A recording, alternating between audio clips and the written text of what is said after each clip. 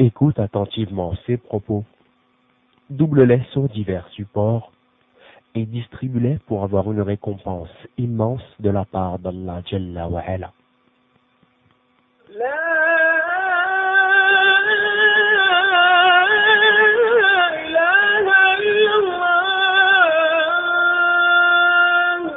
Emblème du Tawhid. L'importance du Tawhid. Le Tawhid est la science la plus noble qui puisse être étudiée. En effet, elle traite de l'unicité d'Allah, c'est-à-dire tout ce qui lui revient de droit par excellence et en toute exclusivité. Certains d'entre vous se disent sûrement « On nous a assez rabâché le Tawhid et on n'en veut plus ». Mais si le Tawhid est tellement négligé, c'est parce qu'on en ignore l'importance. En fait, le Tawhid est d'une importance telle que le prophète alayhi salatu wassalam passa les 23 années de son message à enseigner, expliquer et faire appliquer le Tawhid. Le Tawhid est assez important pour qu'Allah nous ordonne d'en avoir la science et d'en comprendre la signification. Allah le Très-Haut a dit « Sache donc qu'en vérité, il n'y a point de divinité à part Allah. » Sourate Muhammad, verset 19. Le Tawhid est assez important pour que Ibrahim demande à Allah de lui donner la capacité de l'appliquer ainsi que ses enfants. Allah le Très-Haut dit la parole d'Ibrahim « Et préserve-moi ainsi que mes enfants contre l'adoration des idoles. » Sourate Ibrahim, verset 35. Ainsi, la parole du Tawhid, qui est La ilaha illallah, n'est pas une simple parole déchargée de sens, bien au contraire. Allah a dit, Allah atteste, et aussi les anges et les doués de science, qu'il n'y a point de divinité à part lui, le mainteneur de la justice, point de divinité à part lui, le puissant, le sage. Verset 18 de la sourate La famille d'Imran. Les savants considèrent que le témoignage cité dans ce verset est le plus grand des témoignages, et ce d'une part pour l'importance des témoins, c'est-à-dire Allah, puis les anges et les savants, et d'autre part pour le témoignage en lui-même, qui est l'unicité d'Allah. Les différentes parties du Tawhid.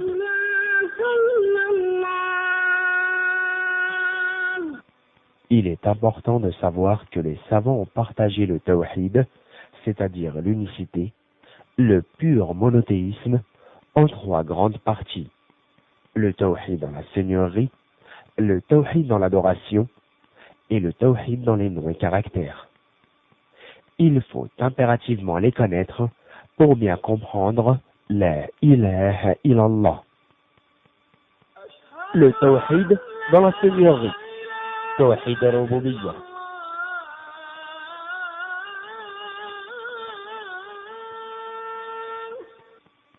C'est le fait de reconnaître les œuvres spécifiques au Seigneur, tel est le fait de donner la vie, la mort, la subsistance, etc. Reconnaître Allah comme Seigneur, c'est lui reconnaître, premièrement, la création. Effectivement, Allah est le seul créateur. Allah a dit: existe-t-il en dehors d'Allah un créateur qui du ciel et de la terre vous attribue votre subsistance? Point de divinité à part lui. Comment pouvez-vous vous détourner? Troisième verset de la sourate Le Créateur. Allah a donc créé l'humanité ainsi que les œuvres de ceux-ci. Allah dit: alors que c'est Allah qui vous a créé, vous et ce que vous fabriquez. Verset 96 de la sourate Les Rangées. Deuxièmement, la royauté. Allah est également le seul à détenir la royauté. Il dit: pureté à celui qui détient la royauté, et il est capable de toutes choses. Premier verset de la sourate La Royauté. Donc, celui qui détient la royauté par excellence est Allah. Troisièmement, le commandement. Allah est le seul à gérer la création. La création et le commandement n'appartiennent qu'à lui, Seigneur de l'univers. Sourate Al-A'raf, verset 54. Cette partie-là du Tawhid n'est reniée par personne, pas même les associateurs du temps du prophète alayhi salatu wassalam. Allah dit, et si tu leur demandes qui les a créés, ils diront Allah. Et il dit, dis, qui vous accorde de la nourriture du ciel et de la terre, qui détient l'ouïe et la vue, et qui fait sortir le vivant du mort, et fait sortir le mort du vivant, et qui administre tout, ils diront Allah. Dis alors, ne le craignez-vous donc pas? Sourate Yunus, Jonas, verset 31. Et il dit, si tu leur demandes qui a créé les cieux et la terre, et assujetti le soleil et la lune, ils diront très certainement Allah. Comment se fait-il qu'ensuite ils se détournent? Sourate l'Araignée, verset 61. Donc les gens à qui Allah s'adresse sont considérés comme des associateurs, même s'ils ont cru au Tawhid dans la Seigneurie, car ces gens-là ont adoré d'autres divinités avec Allah, en prétendant qu'ils le faisaient pour se rapprocher d'Allah. Et Allah a dit, tandis que ceux qui prennent des protecteurs en dehors de lui disent, nous ne les adorons que pour qu'ils nous rapprochent davantage d'Allah. Sourate les groupes, verset 3. On voit clairement à travers ce verset que les associateurs du temps du prophète sallallahu alayhi wa sallam croyaient en Allah, en son existence et en sa seigneurie, puisque pour eux c'était la plus grande des divinités et les autres divinités leur servaient à se rapprocher d'Allah. Mais Allah dit à la fin du même verset, en vérité, Allah jugera parmi eux sur ceux en quoi ils divergent. Allah ne guide pas celui qui est menteur et grand ingrat. Troisième verset de la sourate Les Groupes.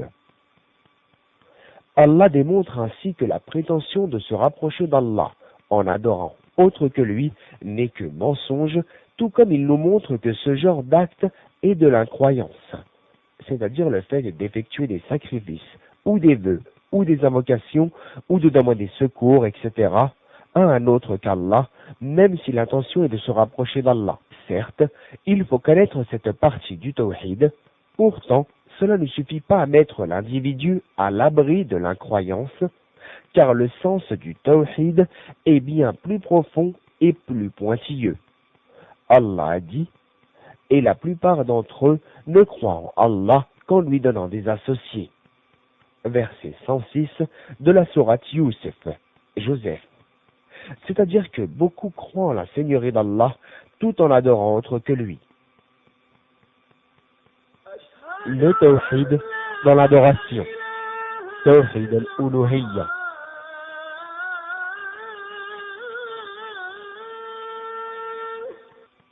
C'est le fait de vouer tout acte d'adoration à Allah en toute exclusivité.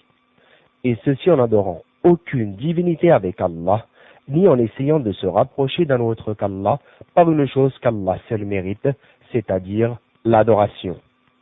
L'adoration telle que la définit Ibn Taymiyyah est, je cite, un terme qui englobe tout ce qu'Allah aime et agrée comme œuvre apparente ou cachée. Fin de citation. Allah a dit, je n'ai créé les djinns et les hommes que pour qu'ils m'adorent. Verset 56 de la sourate qui est partie. Ainsi, le but de notre création n'est autre que l'adoration d'Allah, c'est-à-dire la mise en pratique du Tawhid. Allah dans le Coran interpelle ceux qui reconnaissent sa seigneurie en disant « Tel est Allah votre Seigneur, adorez-le donc, ne réfléchissez-vous pas ?» Troisième verset de la sourate Yunus, Jonas. En effet, quiconque reconnaît qu'Allah est l'unique créateur, celui qui donne et reprend la vie, qui subvient aux besoins de chacun, qui répond aux invocations, est contradictoire lorsqu'il adore un autre qu'Allah. Ainsi, Allah prend comme argument contre ces gens-là le fait qu'ils admettent Allah comme Seigneur. Le Tawhid dans les noms et caractères. Tawhid fil asma wa sifat.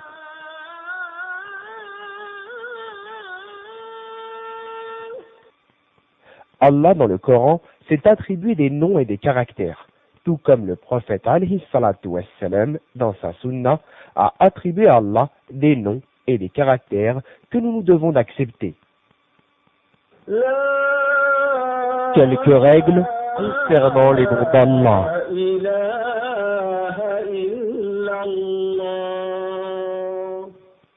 Premièrement, tous les noms d'Allah sont parfaits. C'est pourquoi nous devons invoquer Allah par ces noms-là. Allah le Très-Haut a dit, c'est à Allah qu'appartiennent les noms les plus beaux, invoquez-le par ces noms. Surat Al-A'raf, verset 180. Et les noms d'Allah sont parfaits, puisque chacun d'entre eux désigne un caractère qui lui est aussi au summum de la perfection. Par exemple, Allah a pour nom Al-Alim, le savant. Ceci implique comme caractère la science parfaite qui n'a jamais été précédée d'une ignorance quelconque, ni n'est sujette à un oubli quelconque. Allah le Très-Haut dit, la connaissance de leur sort est auprès de mon Seigneur dans un livre. Mon Seigneur ne commet ni erreur, ni oubli. Surat Taha, verset 52. Tout comme la science d'Allah englobe toutes choses de manière générale et de manière détaillée. Allah a dit, il sait ce qui est dans les cieux et la terre, et il sait ce que vous cachez, ainsi que ce que vous divulguez. Et Allah connaît bien le contenu des poitrines. 4e verset de la sourate La Grande Perte. Deuxièmement, les noms d'Allah sont indénombrables. En effet, le prophète alayhi salatu wassalam a dit, ô Allah, je te demande par tous les noms qui t'appartiennent et par lesquels tu t'es nommé, ou que tu as révélé dans ton livre, ou que tu as appris à l'une de tes créatures, ou que tu as gardé caché dans la science de l'inconnu, rapporté par Ahmed et Ibn Hibban. Quant au hadith suivant, je cite, Allah a 99 noms, 100 moins 1, celui qui les connaît entrera au paradis. Fin de citation. Il ne prouve en rien qu'Allah a uniquement 99 noms, simplement celui qui connaît cela, c'est-à-dire les 99, entrera au paradis, en ayant appliqué ce que cela entraîne évidemment. Les savants ont révélé 81 noms d'Allah dans le Coran et 18 dans la Sunna. Troisièmement, les noms d'Allah sont ceux qui sont cités dans le Coran et la Sunna. Et en aucun cas, on ne peut appeler Allah par un autre nom, car notre petite tête ne peut concevoir ce qu'Allah mérite réellement comme nom, donc nous devons nous en tenir à ceux qui sont déjà mentionnés. Quelques règles concernant les caractères d'Allah.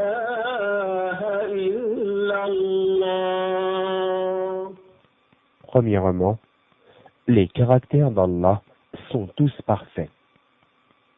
Ils sont tous parfaits, sans aucune faille, subhanahu wa ta'ala. Allah a dit, c'est à ceux qui ne croient pas en l'au-delà que revient le mauvais qualificatif, tandis qu'à Allah seul est le qualificatif suprême, et c'est lui le Tout-Puissant, le Sage. Verset 60 de la sourate Les Abeilles. Que revient le mauvais qualificatif, c'est-à-dire celui qu'ils ont attribué à Allah. Allah dit aussi, gloire à ton Seigneur, le Seigneur de la puissance, il est au-dessus de ce qu'ils décrivent, et paix sur les messagers, et louange à Allah, Seigneur de l'univers. Du verset 180 au 182 de la sourate Les Rangées. Deuxièmement, les caractères d'Allah sont plus nombreux que les noms d'Allah, et ce, car chaque nom d'Allah entraîne un caractère. Par exemple, Ar-Rahim, le très miséricordieux, entraîne comme caractère la miséricorde. Or, chaque caractère d'Allah n'entraîne pas forcément un nom. En effet, lorsque l'on admet qu'Allah parle et que par conséquent la parole fait partie de ses caractères, eh bien nous ne pourrons pas pour autant appeler Allah le parleur. Ou encore quand Allah a dit « Et que ton Seigneur viendra, ainsi que les anges remparants » verset 22 de la sourate L'Aube. Dans ce verset, Allah nous informe bel et bien d'un de ses caractères, qui est le fait de venir au jour de la résurrection. Mais en aucun cas, nous ne pourrons appeler Allah le veneur. Il en va de même pour beaucoup d'autres caractères cités dans le Coran et la Sunna. Après avoir reconnu les caractères d'Allah, il faut prendre garde à ne pas faire de commentaires ou de comparaison entre les caractères d'Allah et ceux des créatures. Allah a dit « Il n'y a rien qui lui ressemble, et il est l'audient, le clairvoyant. » Verset 11 de la sourate La Consultation. Et il dit « Et nul n'est égal à lui. » 4e verset de la sourate Le monothéisme pur. De la même façon, après avoir admis qu'Allah s'est élevé sur le trône, il faut comprendre qu'en rien ce caractère n'est comparable à ceux des créatures. Mais les caractères d'Allah lui sont propres et spécifiques, et en rien nous ne pourrons commenter ces caractères. Allah a dit « Il connaît ce qui est devant eux et derrière eux, alors qu'eux-mêmes ne le cernent pas de leur science. » Verset 110 de la sourate Taha. Attitude des salafs vis-à-vis des caractères d'Allah.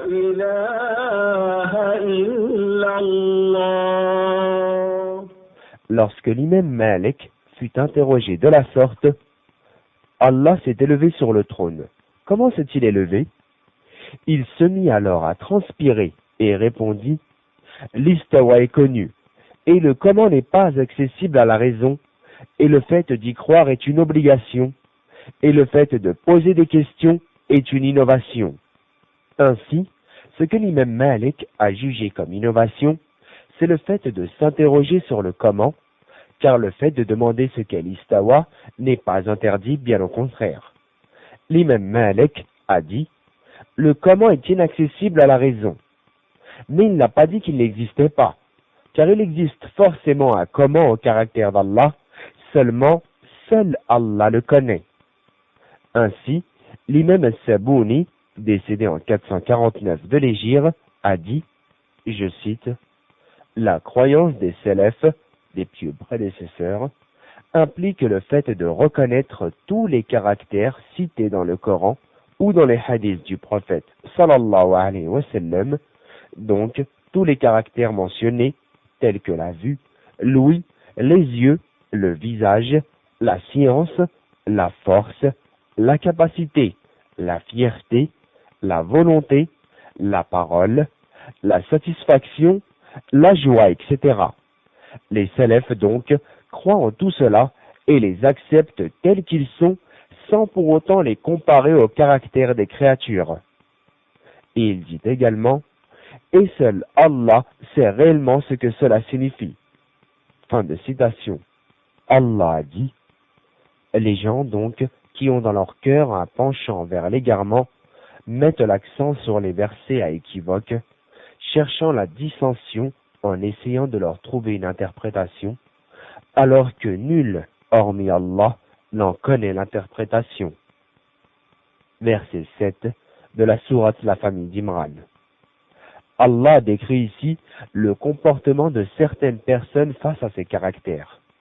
Puis Allah a décrit la bonne attitude à avoir, mais ceux qui sont bien enracinés dans la science disent « Nous y croyons, tout est de la part de notre Seigneur, mais seuls les doués d'intelligence s'en rappellent. » Verset 7 de la sourate La famille d'Imran. Allah dit également pour fermer la porte à tout sujet d'interprétation de ces caractères, « Il n'y a rien qui lui ressemble, et il est l'audient, le clairvoyant. » Sourate La Consultation, verset 11. Al-Shafi'i a dit, « Je crois en Allah, et en ce que provient de la part d'Allah, et comme le veut Allah. » C'est-à-dire, je comprends ce qu'Allah a révélé dans le sens où Allah veut qu'il soit compris. Et je crois au messager d'Allah, et en ce qui provient du messager d'Allah, et dans le sens voulu par le messager d'Allah. Fin de citation. Mahroul et Zohari furent interrogés sur l'explication de certains hadiths ayant attrait au caractère d'Allah, et ils répondirent: faites-les passer ou transmettez-les comme ils sont venus, c'est-à-dire tels qu'ils sont, sans rien y ajouter et sans rien omettre. Le véritable sens de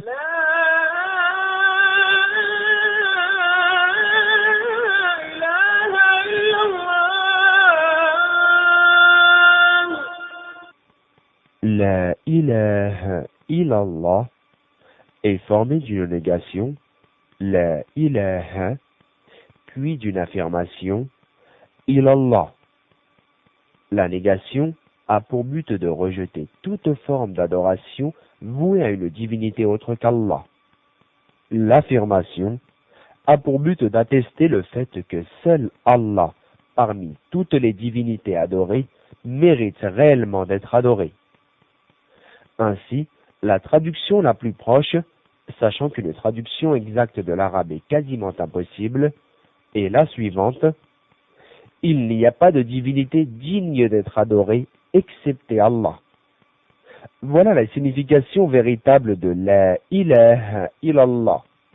Allah a dit: et lorsque Ibrahim dit à son père et à son peuple: je désavoue totalement ce que vous adorez. Verset 26 de la sourate L'Ornement. Ceci explique tout à fait le fait de rejeter et de désapprouver toute adoration vouée à un autre qu'Allah. Puis Allah continue comme suit: à l'exception de celui qui m'a créé, car c'est lui en vérité qui me guidera. Verset 27 de la sourate L'Ornement. Ainsi, en rejetant d'une part toute divinité et en admettant d'autre part Allah comme divinité, Ibrahim, Abraham, paracheva son tawhid. En résumé, la ilaha illallah comprend deux parties, une négation et une affirmation qui sont indissociables. Ainsi, le savant Abd al-Rahman al-Sa'di dit en explication à la ilaha illallah: Allah nous informe qu'il est le seul à détenir les formes de seigneurie et que par conséquent, lui seul mérite d'être adoré, et adorer un autre que lui est une adoration vaine. Quant à nous, avons-nous vraiment compris le tawhid?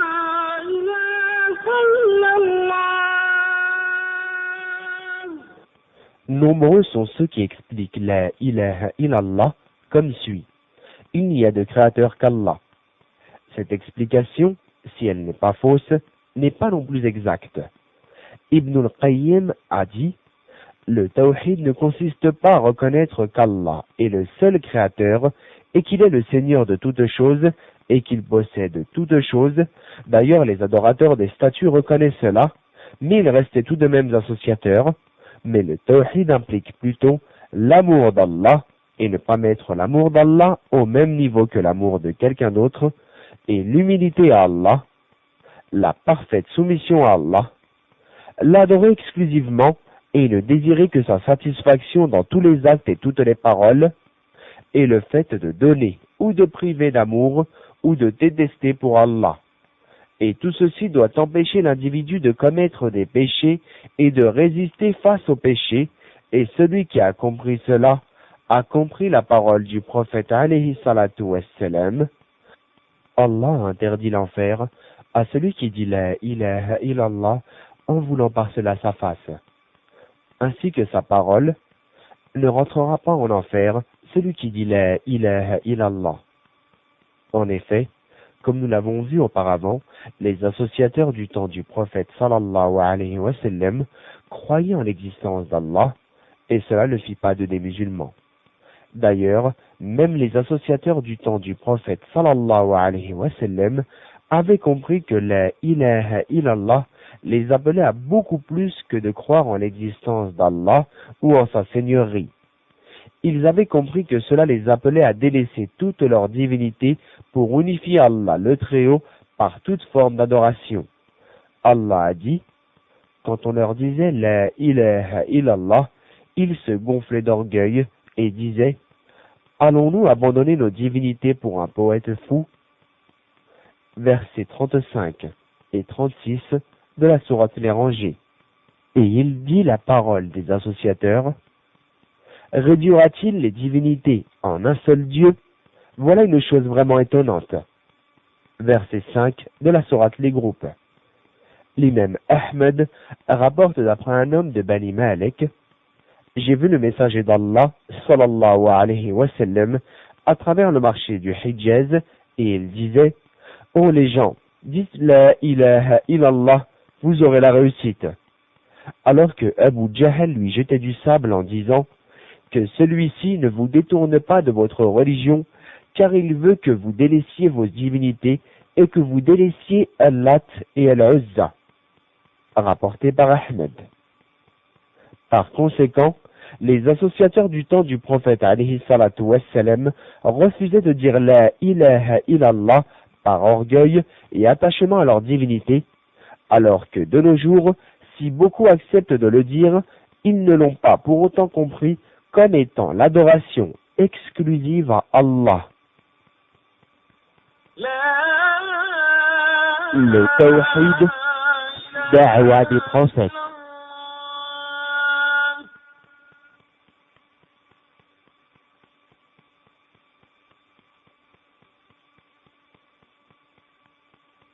Allah a dit: et nous n'avons envoyé avant toi aucun messager à qui nous n'avons révélé point de divinité en dehors de moi, adorez-moi donc. Verset 25 de la sourate Les Prophètes. En explication à ce verset, Qatada a dit: aucun prophète n'a été envoyé sans le tawhid. Quant aux législations, elles sont différentes dans la Torah, l'Évangile et le Coran, mais le tout étant basé sur la sincérité et le tawhid. Ainsi, si l'on étudie les récits des prophètes, on constatera que le tawhid était au centre de leur da'wa.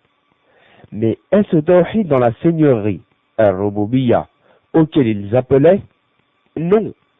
Ils appelaient les gens à adorer Allah, leur créateur, et leur vraie divinité, et à délaisser leurs fausses idoles, de n'adorer personne qu'il soit un prophète, un ange, un tombeau, un homme pieux, une pierre, un arbre, le feu, etc.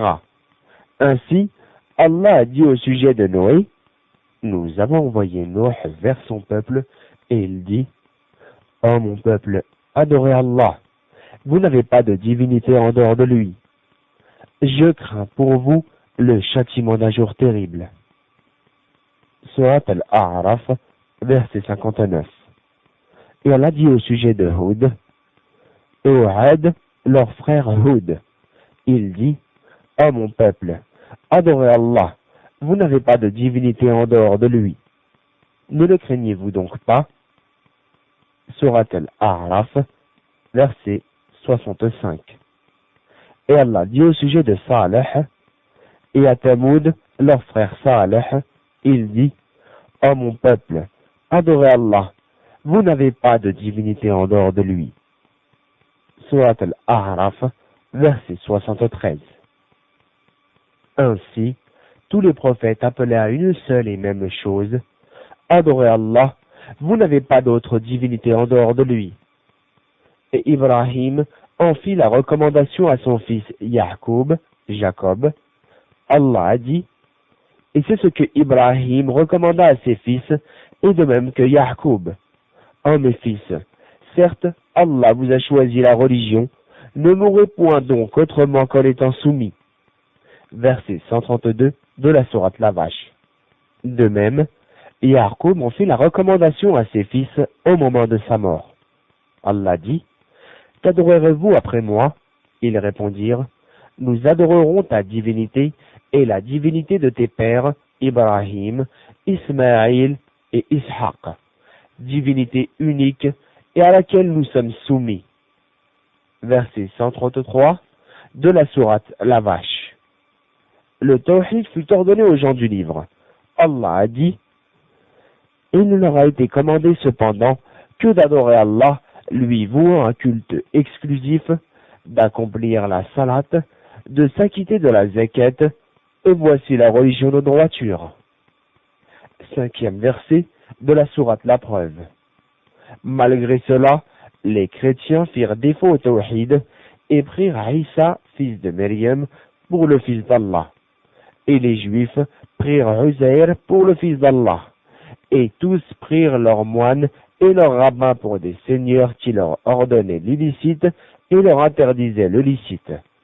Allah a dit, dis, anges du livre, venez une parole commune entre vous et nous, que nous n'adorions qu'Allah sans rien lui associer, et que nous ne prenions point les uns les autres pour seigneurs en dehors d'Allah. Verset 64 de la sourate La famille d'Imran. Récapitulatif.